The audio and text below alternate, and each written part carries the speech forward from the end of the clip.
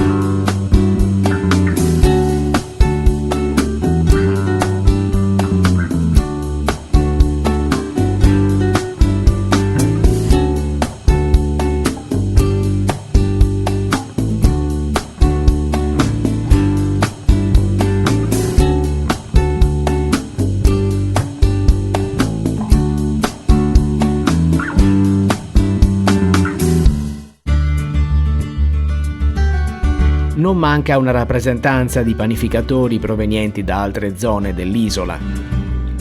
I turisti possono seguire da vicino le diverse fasi della lavorazione e gustare il prodotto appena sfornato.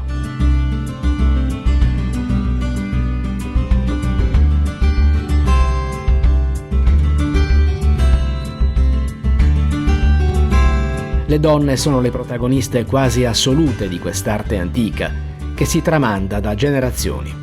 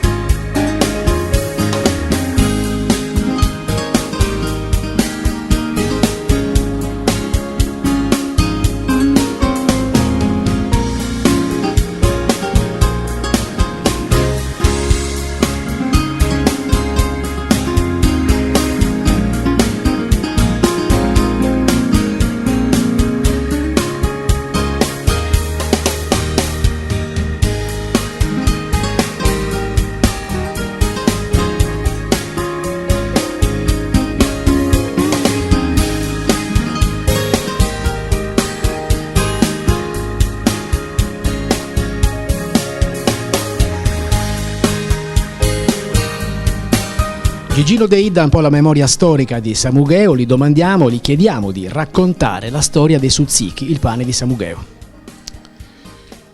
Il pane da lei citato, Suzziki, praticamente è il pane più rappresentativo di questo paese, ma non perché gli altri siano di minore qualità. Suzziki è stato valutato specialmente da questa mostra ed era il pane che si faceva in occasione delle nozze. Però tutti questi pani che possiamo vedere oggi, la maggioranza sono tutti pani rituali, come ad esempio questi che siamo dietro di noi, questi qua praticamente, Saione e Sarughita, che sono due pani particolari che si facevano Sadir Sant'Usrebesto, praticamente il giorno l'ultimo dell'anno, si faceva una cerimonia particolare in quel giorno, prima che sorgesse il sole, i bambini uscivano per chiedere su Drigugotto. In casa del massaio, dell'agricoltore, si faceva questo pane che è tipico del giogo. Praticamente qui entrava la punta del carro e veniva trainato, questo qua era praticamente quello che trainava il carro, questo gioco qua. L'avete potuto vedere nel gioco, mentre quell'altro si faceva a casa dei pastori. Anche per fare questi pani qua c'era un rituale molto particolare che era importantissimo, perché la padrona di casa lo impastava e lo formava, praticamente formava una specie di spirale, si vede ancora un po', anche se adesso si è perso quella manualità, e si faceva aiutare da una bambina di non oltre i 10 anni che aveva un pezzo di gambo di grano e doveva fare dei punti per 101 volta, che il 101 è un numero magico. mentre non avveniva in quell'altro pane, nel pane dei pastori. Perché non avveniva? Perché il contadino era quello che lo produceva, praticamente la fecondità andava più al contadino che non al pastore. Poi questo pastore a mezzogiorno, il giorno della festa, l'indomani, veniva diviso fra tutti quanti, compresi gli animali, e veniva mangiato, mentre un pezzettino veniva tenuto come portafortuna. Se voi altri guardate la forma, ha una forma del tutto particolare che qui si chiama subischighedu. Le ultime notizie che io ho trovato su questo pane qua, praticamente veniva usato il giovedì santo, la notte del giovedì santo. Perché veniva dato questo tipo di pane, subischighedu? Perché in chiesa, ricordiamo che quei giorni particolari erano giorni di digiuno strettissimo, non si doveva mangiare nulla gli ultimi giorni dell'anno. Mentre il giovedì santo i 12 confratelli che avevano preso parte alla lavanda dei piedi avevano diritto ad una cena dentro la chiesa che era a base di pesce, accompagnata da questo tipo di pane. Tzatziki, il pane di Samugheo, da qualche anno si fregia del marchio Deco, che indica la denominazione di origine comunale.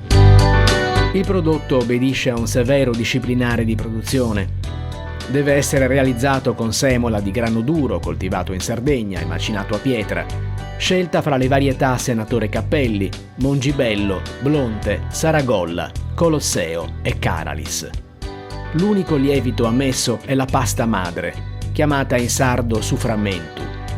Come in altre zone della Sardegna, il pane lavorato a coccoi assume varie forme, ognuna legata a una simbologia che trae le sue origini dalle civiltà più antiche dell'isola.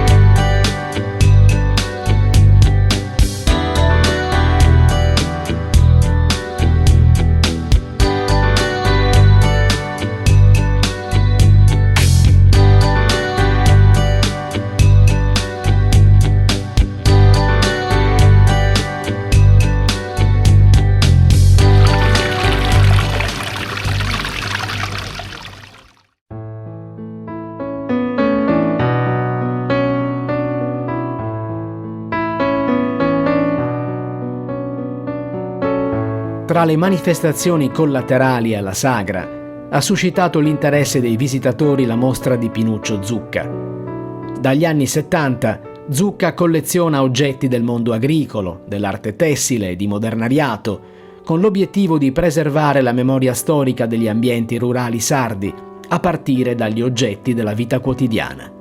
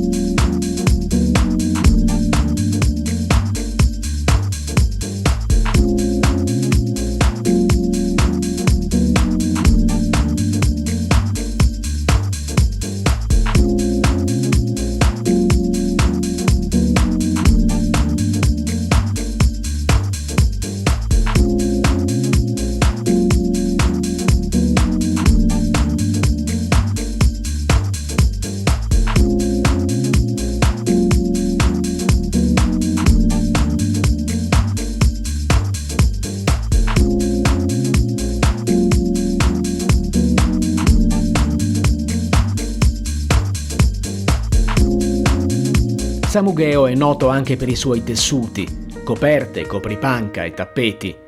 Il comune ospita uno dei più importanti centri espositivi dedicati all'arte della tessitura in Sardegna. La collezione del Museo Unico Regionale dell'Arte Tessile Sarda, inaugurato nel 2002, comprende circa 600 manufatti realizzati fra 700 e 900. Tra questi spiccano 5 tapinu de mortus, risalenti al XVIII secolo. Si tratta di manufatti tessili funebri molto rari. In tutta la Sardegna se ne contano 8, compresi quelli conservati a Samugheo.